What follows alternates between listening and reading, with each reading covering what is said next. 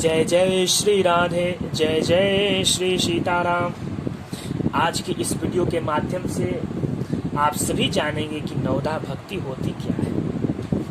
नवदा भक्ति कब हुआ था? प्रभु श्री राम जब माता जानकी जी की खोज में अपने दंड लीलाओं को दिखा रहे थे और उस समय करते हुए जब भक्ति मती शबरी के आश्रम में पहुंचे तो माता शबरी ने प्रभु श्री राम जी के चरणों में प्रार्थना की कि प्रभु आपने जो दर्शन दिए हैं मैं उसकी महिमा का वर्णन नहीं कर सकती। मेरे पास ऐसे शब्द ही नहीं जिससे मैं आपकी स्तुति कर सकूं। प्रभु मुझे तो यह भी पता नहीं कि मैं आपसे क्या पूछूं।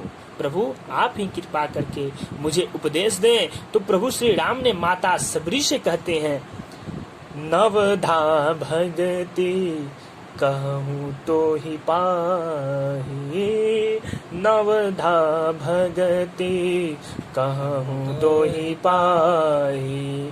सावधान सुनु धरु मन माही, सावधान सुनु धरु मन माही। प्रभु कहते हैं कि हे माता शबरी, तुम नवदा भक्ति में कहता हूँ, तुम उसे सावधान होकर धीरज मन में धरकर उस भक्ति को प्रसंग को तुम सुनो। देखिए, शबरी माता का भी तपस्या अद्भुत रहा है। रामचरितमानस में ये लिखा है कि शबरी माता का भी तपस्या अपने आप में अद्भुत रहा है, क्योंकि लोग तो एक सेकंड इंतजार करना भूल जाते हैं और शबरी माता ने तो अपना जीवन ही इंतजार में बिता दिया था। किसके कहने पे? तो अपने गुरु के कहने पे। शबरी माता के गुरु का नाम था मतंग ऋषि। उन्होंने कहा था कि शबरी, तुमको भगवान श्री राम खुद तुम्हारे घर पर चल कर आएंगे, खुद तुम्हारे आश्रम पर चल कर आएंगे। देखिए, उस समय का वाणी कितना सत्य हुआ करती थी, उस समय के शिष्य कैसे हुआ करते थे। भगवान की अभिलाषा को देखकर, भगवान की प्राप्ति को देखकर जब देखी माँ ने कि भगवान खुद हमारे आश्रम पर चल कर आएंगे, तो शबरी माता प्रत्येक दिन, देखिए आजकल भारत देश की ऐसी परंपरा है कि कोई भी लोग आते हैं तो अतिथि देवो भव, अतिथि को भगवान के रूप में माना जाता है। ऐसा एक भारत ही देश है जहां अतिथि को भगवान के रूप में माना जाता है। तो शबरी माता रोज कुछ न कुछ प्रभु के लिए तोड़ कर लाती, मीठे फल को लाती, बैर को लाती कि कहीं प्रभु आ जाएं। ये तो मतंग ऋषि नहीं बताए थे कि कब आएंगे, लेकिन ये जरूर बताए थे शबरी माता को कि तुम्हारे आश्रम पर एक दिन अवश्य आएंगे।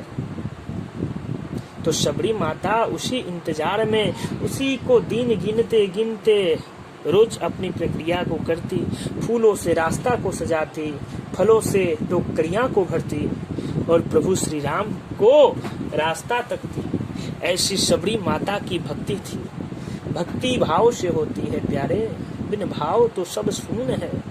जहाँ जिस चीज में भाव नहीं तो वह भक्ति भी शून्य है। भक्ति लाख कर लो, अगर भक्ति में भाव नहीं है तो भक्ति भी शून्य है।